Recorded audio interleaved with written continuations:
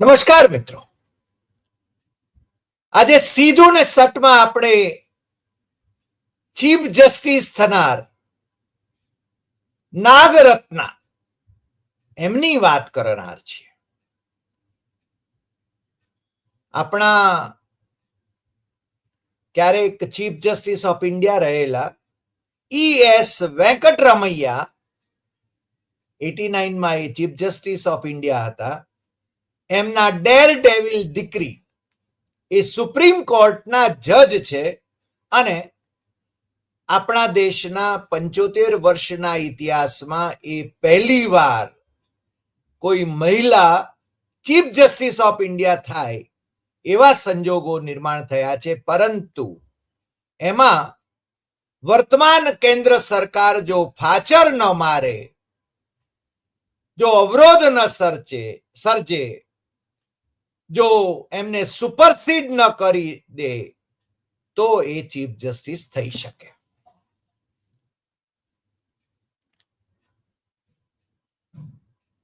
Supreme કોર્ટના આ chief justice એ ડેરડેવિલ છે. હું જ્યારે કહું છું ત્યારે એ સત્તામાં કોણ છે એની પરવા કર્યા વિના બંધારણે ન્યાયતંત્રને બક્ષેલા અધિકારો મુજબ એ જાહેર નિવેદનો પણ કરે છે અને ચુકાદાઓ પણ આપે છે.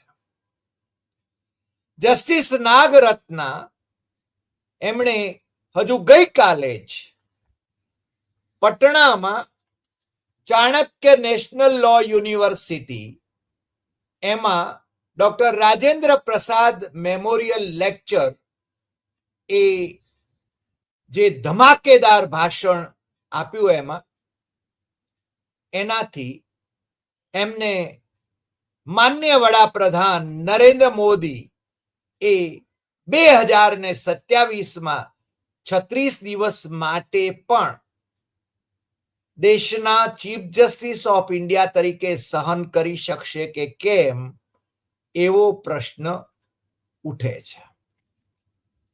સામાન્ય પરંપરા એવી છે કે સિનિયર મોસ્ટ જે જજ હોય સુપ્રીમ કોર્ટના એમને ચીફ જસ્ટિસ બનાવવામાં આવે છે. આપણા દેશમાં અત્યાર સુધીમાં આવા 3 અપવાદો થયા છે અને એ 3 અપવાદોને છોડી દઈએ તો સામાન્ય રીતે સિનિયર મોસ્ટ જે જજ હોય સુપ્રીમ કોર્ટના એમને ચીફ જસ્ટિસ ઓફ ઇન્ડિયા બનાવવામાં આવ્યા છે. ચીફ જસ્ટિસ ઓફ ઇન્ડિયા તરીકે પોતાના અનુગામી કોણ રહેશે એને માટે ચીફ જસ્ટિસ ઓફ ઇન્ડિયા એ કેન્દ્ર સરકારને લખે છે અને કેન્દ્ર સરકાર એમની ઔપચારિક રીતે નિમણૂક કરે છે એમની સલાહ માનીને. આપણે ત્યાં 3 વખત આના અપવાદ થયા. એમાં પહેલી વખતનો જે અપવાદ હતો એ પંડિત જવાહરલાલ નહેરુના વખતમાં થયો અને એ વખતે એટલે કે ફેબ્રુઆરી 1964માં જસ્ટિસ ગજેન્દ્ર ગડકરને એમણે ચીફ જસ્ટિસ તરીકે નિયુક્ત કર્યા, કારણ કે જસ્ટિસ ઇમામ એ ગંભીર રીતે બીમાર હતા અને માનસિક રીતે પણ અસ્વસ્થ હતા. એમની નિમણૂક એટલે કે ગજેન્દ્ર ગડકરની ચીફ જસ્ટિસ ઓફ ઇન્ડિયા તરીકેની નિમણૂક એનો કોઈ વિવાદ જાજો થયો નહોતો. પરંતુ શ્રીમતી ઇન્દિરા ગાંધીના શાસન દરમિયાન 2 વખત જ્યારે ચીફ જસ્ટિસ ઓફ ઇન્ડિયાની નિમણૂક કરવામાં આવી અને બીજા જે સિનિયર મોસ્ટ જજીસ હતા એમને સુપરસીડ કરવામાં આવ્યા ત્યારે એની ખૂબ ટીકા થઈ હતી. પહેલી વખત AN રાય એમને એપ્રિલ 25, 1973 ના નિયુક્ત કરવામાં આવ્યા ચીફ જસ્ટિસ તરીકે અને એ વખતે 3 સિનિયર જજીસ જે સુપ્રીમ કોર્ટના સિનિયર જજીસ હતા, જસ્ટિસ સેલત, જસ્ટિસ હેગડે અને જસ્ટિસ ગ્રોવર, એમને સુપરસીડ કરવામાં આવ્યા હતા અને એની ટીકા થઈ હતી.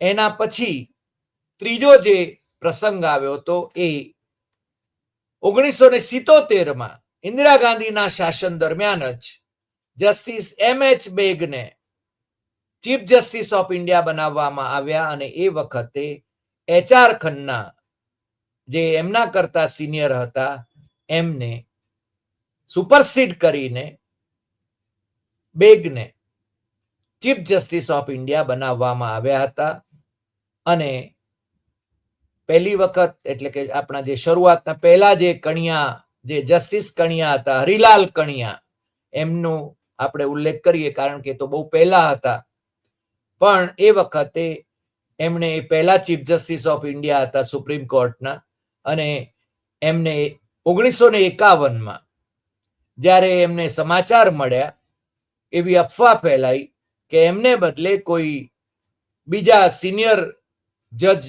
મોસ્ટ જજને નિયુક્ત કરવામાં આવી રહ્યા છે ચીફ જસ્ટિસ ઓફ ઇન્ડિયા તરીકે ત્યારે એમણે એમના નિધન પછી જ્યારે એ વખતે એમના નિધન પછી ક્ષમા કરશો ત્યારે એ વખતે ઘણા બધા સિનિયર જજીસે ઓલ ધ જજીસ threatened to resign if seniority norms was not followed. પણ એ વખતે એમને પંડિત જવાહરલાલ નહેરુની સરકારે સિનિયોરિટીનો એ નિયમ જે હતો પરંપરા, આપણે નિયમ ન કહીએ કારણ કે પરંપરા છે, એ પરંપરાને સાચવી. નરેન્દ્ર મોદી સામાન્ય રીતે જે એમને પ્રતિકૂળ હોય એમને દાઢમાં રાખે છે. તમે જાણો છો જે એમને અનુકૂળ ન હોય એમને અનુકૂળ કરવાની કોશિશ કરે છે ને એના માટે ડોઝિયર પણ રાખે છે. હમણાં જ છે ને પ્રશાંત ભૂષણ જે સુપ્રીમ કોર્ટના ધારાશાસ્ત્રી છે એમણે પણ જાહેરમાં આ નિવેદન કર્યું હતું અને આવા જજીસના ડોઝિયર એ જજીસને ઘણી વખતે બ્લેકમેલ કરવા માટે પણ ઉપયોગમાં લેવાતા હોય એવી શક્યતા પ્રશાંત ભૂષણે વ્યક્ત કરી હતી.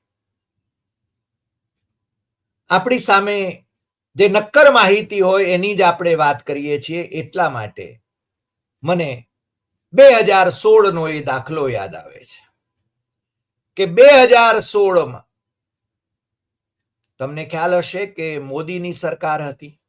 2014માં એ સત્તામાં આવ્યા, વડાપ્રધાન બન્યા અને એ ઉત્તરાખંડમાં જે હરીશ રાવત કરીને કોંગ્રેસના જે ચીફ મિનિસ્ટર હતા એમની સરકારને એમણે બરખાસ્ત કરીને ત્યાં રાષ્ટ્રપતિ શાસન લાદ્યું હતું. પરંતુ ઉત્તરાખંડના ચીફ જસ્ટિસ જે હતા, ઉત્તરાખંડ હાઈકોર્ટના જે ચીફ જસ્ટિસ હતા જસ્ટિસ KM જોસફ, એ KM જોસફે એ વખતે રાષ્ટ્રપતિ શાસનને રદ કરીને હરીશ રાવતની સરકારને પુનર્સ્થાપિત કરી હતી. પરંતુ નરેન્દ્ર મોદી જેનું નામ એ એમણે ફરીને પાછું રાષ્ટ્રપતિ શાસન લાદ્યું અને યેન કેન પ્રકારેણ ઉત્તરાખંડને ભારતીય જનતા પાર્ટીના કબજામાં લઈ લીધું અને આજે પણ ઉત્તરાખંડમાં ભારતીય જનતા પાર્ટીના જ મુખ્યમંત્રી છે. અગાઉ પણ 2 મુખ્યમંત્રીઓ ભારતીય જનતા પાર્ટીના રહ્યા. આ જસ્ટિસ KM જોસેફની વાત હું એટલા માટે કરું છું કે જસ્ટિસ જોસેફ એ સુપ્રીમ કોર્ટમાં જજ તરીકે નિયુક્ત થઈ શકે એને માટે ની સંપૂર્ણ લાયકાત ધરાવતા હતા. પરંતુ ચીફ જસ્ટિસ ઓફ ઇન્ડિયા દીપક મિશ્રાએ સરકારને કદાચ વાલા થવા માટે એવો અભિપ્રાય પણ આપ્યો હતો કે એ સુપ્રીમ કોર્ટના જજ થવાને લાયક નથી, પરંતુ કોલેજિયમે એમનું નામ રેકમેન્ડ કર્યું અને તમને નવાઈ લાગશે કે જસ્ટિસ જોસેફ અને એમની સાથે એમના પછી એમનાથી જુનિયર એવા જસ્ટિસ ઇન્દુ મલ્હોત્રા, એમના નામ જ્યારે સરકારને મોકલવામાં આવ્યા ત્યારે સરકારે નિમણૂક કરવાની હોય એમણે જસ્ટિસ જોસેફની નિમણૂકને ડિલે કરી અને એમના કરતા જુનિયર જે હતા ઇન્દુ મલ્હોત્રા એમને પહેલા અપોઇન્ટમેન્ટ આપીને જસ્ટિસ જોસેફની સિનિયોરિટીને ડૂબાડી હતી. આની ખૂબ ટીકા થઈ હતી. પરંતુ નરેન્દ્ર મોદી તો ગજગામી રીતે ચાલે છે અને એટલા માટે જ આજે અમે જે વાત કરી રહ્યા છીએ એ વાત અમારે એટલા માટે કરવાની છે કે આ જે જસ્ટિસ નાગરત્ના છે એમણે ચૂંટણી પંચના સંદર્ભમાં બહુ સ્પષ્ટપણે કહ્યું છે કે ચૂંટણી પંચે પોતે નિષ્પક્ષ રીતે કામગીરી કરવી જોઈએ અને કોઈ રાજકીય પ્રભાવમાં આવવું ન જોઈએ. એણે બંધારણ મુજબ પોતાની જવાબદારીથી વર્તવું જોઈએ અને એમણે ટીએન સેશન વિરુદ્ધ ભારત સરકારનો જે કેસ હતો એનો પણ પોતાના ભાષણમાં ઉલ્લેખ કર્યો હતો અને ચૂંટણી પંચ એ સ્વતંત્ર છે, એ સરકારનું એક અંગ નથી. અને તમે જાણો છો કે અત્યારે તો નરેન્દ્ર મોદીની સરકારે કાયદો બદલી નાખીને ચૂંટણી પંચના મુખ્ય ચૂંટણી કમિશનર અને બીજા ચૂંટણી કમિશનરોને એ પોતે જે ઈચ્છે એવા કયા ઘરાઓને ત્યાં નિમણૂક આપવાની વાત એમણે છે ને કાયદાકીય જોગવાઈ કરી છે. એટલું જ નહીં, પણ એ બેફામપણે જે કોઈ નિર્દેશો એમને મળે ઉપરથી એ પ્રમાણે નિર્ણયો લે અને વિપક્ષોને ખતમ કરવા જેવા કામો કરે તો પણ એમની સામે આજીવન એ સિવિલ કે ક્રિમિનલ કેસ ન થઈ શકે એવું સુરક્ષા કવચ પણ એમને આ કાયદાકીય જોગવાઈઓમાં કરી આપ્યું. એટલે મોદી શાહ પોતે જેમને રમાડી શકે, પોતે જે નિર્દેશ આપે, જે નિર્દેશો કરે, નિર્દેશો કંઈ લખીને આપવાના ન હોય, તો ઈશારાઓ કરવાના હોય. અને તમે જાણો છો કે આ એસઆઈઆર થકી જે લાખો લોકો મતદારો, જેમાંના ઘણા બધા જે ધારો કે વિદેશી હોય કે સ્થળ બદલી નાખ્યા હોય, બીજે રહેવા જતા રહ્યા હોય, ને એવા નામો તો મતદાર યાદીમાંથી કાઢવા જોઈએ. પરંતુ આટલી મોટી સંખ્યામાં, કરોડોની સંખ્યામાં મતદાર યાદીઓમાંથી નામો રદ કરીને ભારતીય જનતા પાર્ટીને લાભ ખટાવવાની કોશિશ એ અત્યારના જે મુખ્ય ચૂંટણી આયુક્ત છે જ્ઞાનેશ કુમાર અને એમના સાથીઓ એ કરી રહ્યા છે. એ તમે એનાથી સુવિદિત છો. પરંતુ એને એસઆઈઆર અને આ જે કાયદો છે એને પડકારતી જે કંઈ અરજીઓ સુપ્રીમ કોર્ટમાં થઈ છે એ અરજીઓ પણ પેન્ડિંગ રાખવામાં આવે છે. અને ચીફ જસ્ટિસ ઓફ ઇન્ડિયા, અત્યારના પણ ચીફ જસ્ટિસ ઓફ ઇન્ડિયા એ પોતાને એનાથી અલગ કરે છે. કારણ કે એમ કે અગાઉ છે ને ચીફ ઇલેક્શન કમિશનરની વરણીમાં ચીફ જસ્ટિસ ઓફ ઇન્ડિયા એ હતા અને હવે નથી. હવે છે ને પ્રાઇમ મિનિસ્ટર, એમના એક મિનિસ્ટર અને લીડર ઓફ ધ ઓપોઝિશન, એટલે કે 2 વિરુદ્ધ 1, એટલે કે 2 જણાની બહુમતી થઈ જાય એ પરંપરા મોદીએ સ્થાપી છે. એટલે એને છે ને હવે કોઈ આ ગરમ બટાકાને કોઈ હાથ લગાડવા માટે તૈયાર નથી. હવે એ કોઈ બેન્ચ રચવાના છે, બીજા જજીસ કદાચ એને હાથ લગાડે છે કે કેમ એ હવે જોવાનું છે. પરંતુ આ જે જજ નાગરત્નાએ જે અત્યારે વિવાદનો મધપૂડો છંછેડ્યો છે એને કારણે આવતા દિવસોમાં મોદી માટે માઠા દિવસો એમના ચીફ જસ્ટિસ પદ દરમિયાન આવી શકે. ભલે એ 36 દિવસ માટે જ ચીફ જસ્ટિસ થવાના હોય, કારણ કે અત્યાર સુધી છેલ્લા મોદીના શાસનથી જે ચીફ જસ્ટિસ થયા છે એ ચીફ જસ્ટિસ એમનો ટ્રેક રેકોર્ડ તમે જુઓ તો એ મોદીએ એમને પોતાના કરી લીધા છે. કોઈકની સામે મહિલા એ સતામણીનો આક્ષેપ કર્યો છે અને એમને ભારતીય જનતા પાર્ટીએ રાજ્યસભામાં નિયુક્ત કર્યા છે. કોઈને છે ને બીજા ટ્રાઇબ્યુનલમાં મૂક્યા છે, કોઈને છે ને ગવર્નર બનાવી દીધા છે. આ બધું છે ને તમે જાણો છો. જજીસને કઈ રીતે પટાવવા એની વાત એ મોદી સારી રીતે જાણે છે. પટાવવા, ધમકાવવા અને પોતાને અનુકૂળ કરવા, આ છે ને એ મોદીનામાની વાત આપણે કરી શકીએ. હવે જે ચીફ જસ્ટિસ છે અત્યારે સૂર્યકાંત, એ 6 ફેબ્રુઆરી 2027 સુધી એ ચીફ જસ્ટિસ તરીકે રહેશે. એમના પછી જસ્ટિસ વિક્રમનાથ, જે એ પણ જાહેરમાં બોલે છે, ઘણી વખતે સરકારને અનુકૂળ નથી એવું પણ બોલે છે, પરંતુ અને એમના ચુકાદાઓમાં પણ એ રિફ્લેક્ટ થાય છે. એટલે એમની છાપ પણ અપરાઇટ જજ તરીકે સામાન્ય રીતે, આપણે કંઈ એમને બધી જ ખુફિયા જાણકારી ધરાવતા નથી, પરંતુ જે ચુકાદાઓ હોય છે અથવા તો એમના જે ભાષણો છે, આજે ઇન્ડિયન એક્સપ્રેસમાં જ્યુડિશિયરીને લગતા એક સાથે 4 રિપોર્ટ છપાયા છે અને એ 4 રિપોર્ટમાંથી 3 છે ને જજીસના ભાષણો છે.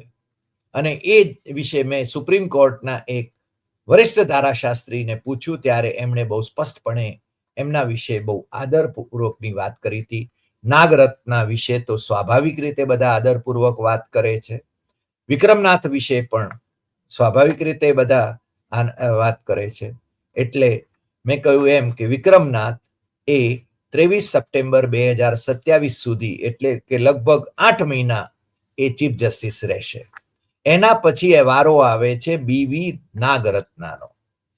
જો બીવી નાગરત્નાને એમની સિનિયોરિટી ડુબાડવામાં ન આવે, એમને સુપરસીડ ન કરવામાં આવે, તો એ 27 ઓક્ટોબર 2027 સુધી ચીફ જસ્ટિસ રહેશે, એટલે કે 36 દિવસ માટે રહેશે. એ અગાઉ કર્ણાટક હાઈકોર્ટમાં પણ જજ રહ્યા છે. અને એના પછી પી નરસિમ્હા એ 2 મે 2028 સુધી 6 મહિના માટે ચીફ જસ્ટિસ રહેશે.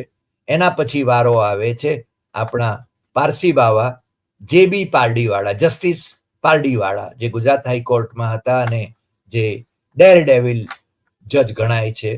એ જેબી પારડીવાળા એ 2 વર્ષથી વધુ સમય સુધી ચીફ જસ્ટિસ રહેશે, એટલે કે 11 ઓગસ્ટ 2030 સુધી, એટલે કે 3 મે 2028 થી 11 ઓગસ્ટ 2030 સુધી એ ચીફ જસ્ટિસ રહેશે.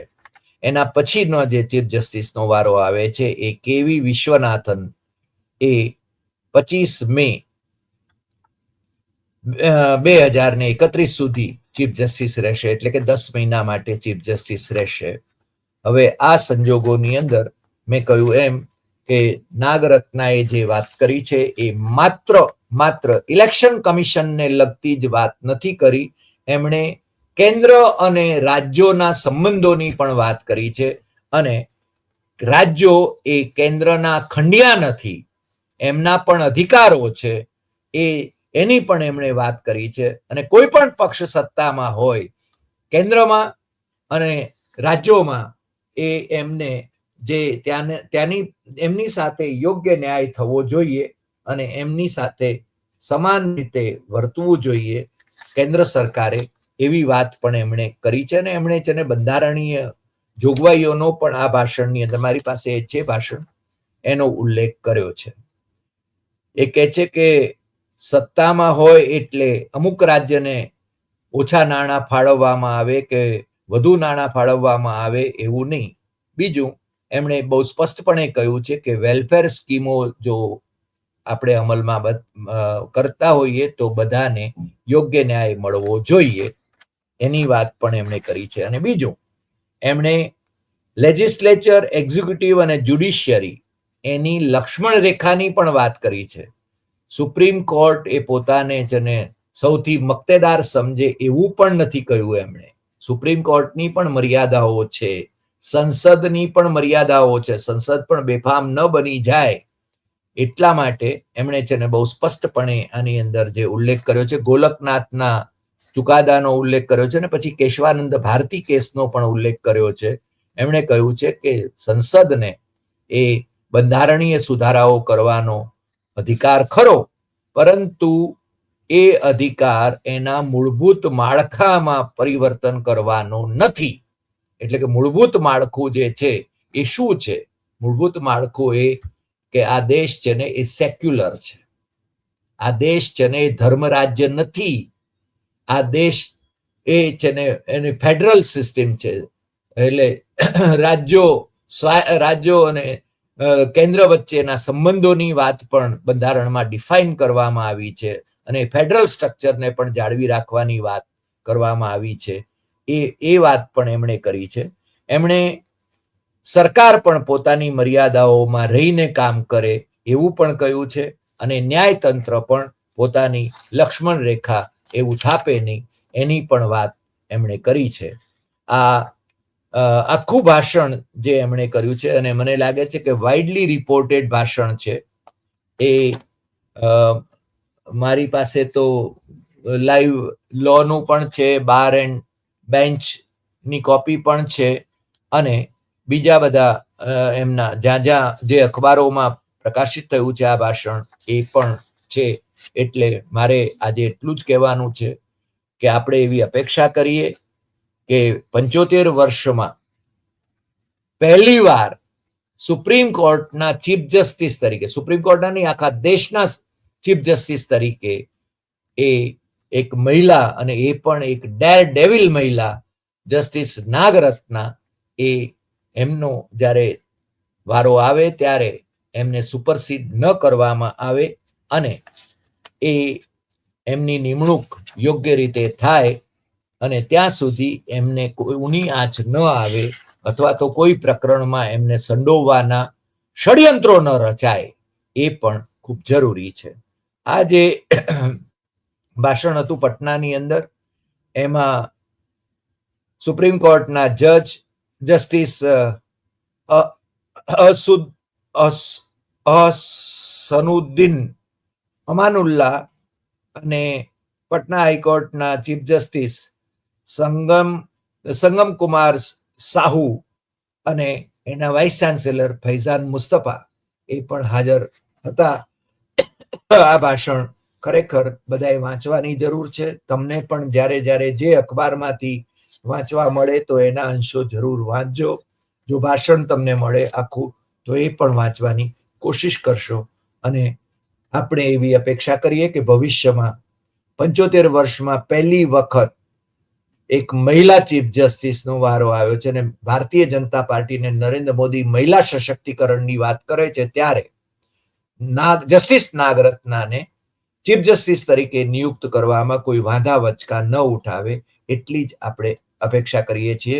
એ બંધારણની જોગવાઈઓનું ઇન્ટરપ્રિટેશન કરવામાં એ પોતે એમાં જરાય પાછી પાની કરતા નથી અને એ બંધારણને આપણે સુપ્રીમ ગણીએ છીએ અને એ પાછું એમ પણ કહે છે કે જ્યુડિશિયરી, એક્ઝિક્યુટિવ અને જે આપણા લેજિસ્લેચર છે એ પોતપોતાની લક્ષ્મણ રેખા જાળવે એ ખૂબ જરૂરી છે. અત્યારે સ્થિતિ એવી નિર્માણ થઈ છે કે જે સ્વાયત્ત સંસ્થાઓ છે, બંધારણીય સંસ્થાઓ ગણાય એવી સંસ્થાઓ પણ કેન્દ્ર સરકારને ઈશારે ચાલતી હોય એવું લાગે છે અને કેન્દ્ર, તમે જુઓ પ્રાઇમ મિનિસ્ટરની વેબસાઇટ ઉપર જાઓ કે કેન્દ્ર સરકારની વેબસાઇટ ઉપર જાઓ ત્યારે એમને જાણે કે કેન્દ્ર સરકારનું એક ડિપાર્ટમેન્ટ હોય એ રીતે એમને બતાવવામાં આવે છે, જે યોગ્ય નથી. આજે આટલી વાત. ફરી મળીશું નવા એપિસોડમાં નવા વિષય સાથે. તમને જો આ એપિસોડ ગમ્યો હોય તો સૌથી વધુ શેર કરશો, લાઈક કરશો, કમેન્ટ કરશો અને આપણી YouTube channel doctor Hari Desai Satyam Evam તથ્યમે સબસ્ક્રાઇબ કરવા માટે દેશમાં અને વિદેશમાં મિત્રોને જરૂર જણાવશો. કારણ કે આ દેશની લોકશાહી ટકાવવા માટે આ બંધારણની રક્ષા કરવી, ન્યાયતંત્રને સ્વતંત્ર રીતે વર્તે એને માટેની મોકળાશ બક્ષવી એ ખૂબ જરૂરી છે. નમસ્કાર.